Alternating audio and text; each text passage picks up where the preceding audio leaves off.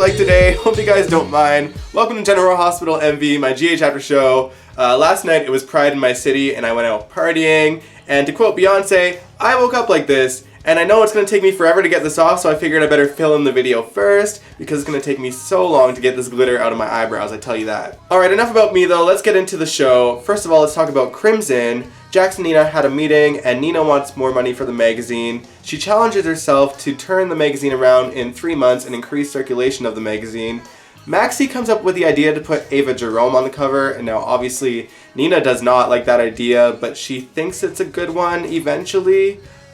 I just don't get it. Like, she is a random art gallery host. Why would this increase magazine views? Like, she's a nobody. Here in the real world, when you put a non-celebrity on a cover of a magazine, it's probably not gonna sell anything. So, what gives? Ugh.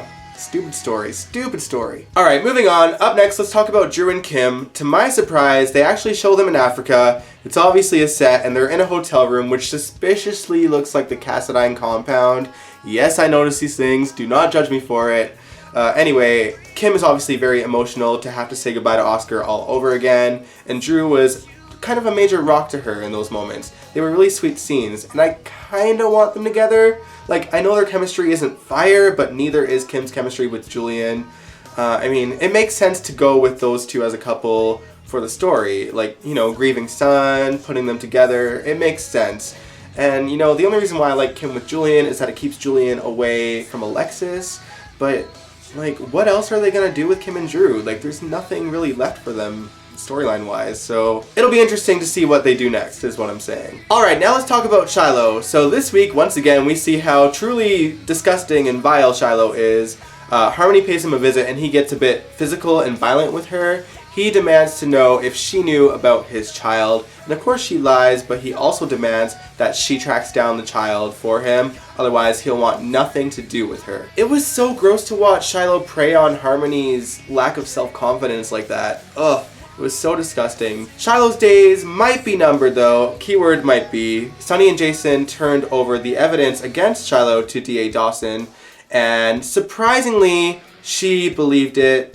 And which is good because it's true, but you know, I was scared that she was going to hide the evidence against him because, you know, Shiloh was in her ear a little bit earlier last week.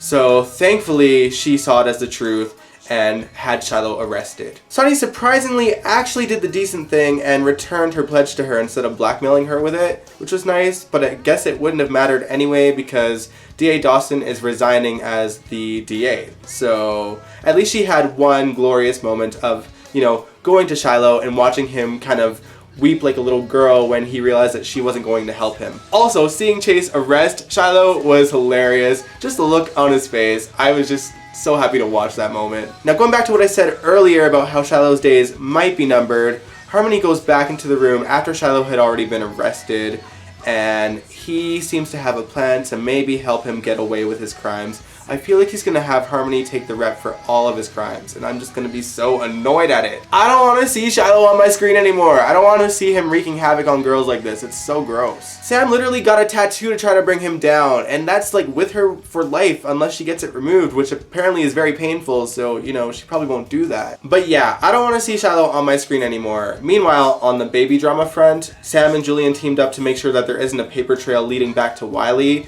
Listen, Wiley wouldn't be in danger if y'all would just tell the truth. Even half the truth would work at this point. Yeah, it would devastate Willow, but like, you know, the baby would be safe. Good lord. Man, the drama's just gonna be so crazy when everything comes to light, but like, oh, it needs to happen. Alright, now let's talk about the Ryan Chamberlain storyline, which I'm actually really excited to talk about because this whole week had me scratching my head a little bit. First of all, we seen someone sneak into Ryan's room and inject his IV bag with something, and then Ryan seized. The next thing we knew, Finn was like, no, he just reacted poorly to his medication, he's fine now, and then Ryan wakes up. So of course TJ and Stella go in there trying to convince Ryan to give Jordan his kidney, and of course he's very reluctant. He pretty much laughs in TJ's face.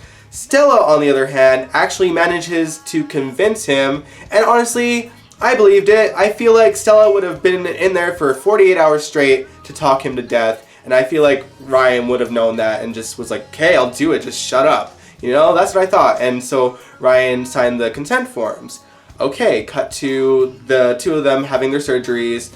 Jordan wakes up and feels better. And then we see the scene where Kevin and Laura and Franco and Liz are like, we pulled it off.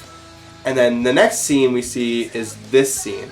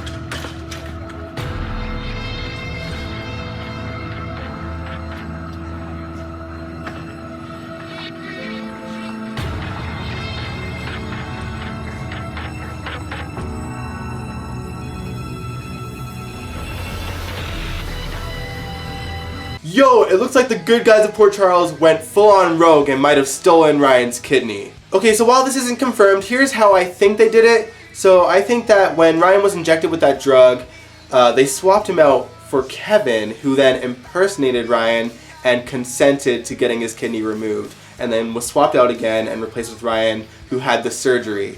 That is badass. If that is the case, that is so badass. I love when the good guys show the bad guys no mercy, because that's like reminiscent of like the glory days when the good guys would always win against the bad guys by any means necessary. I loved it. If that is just sheer brilliance, and that is a plot twist I did not see coming until that final scene.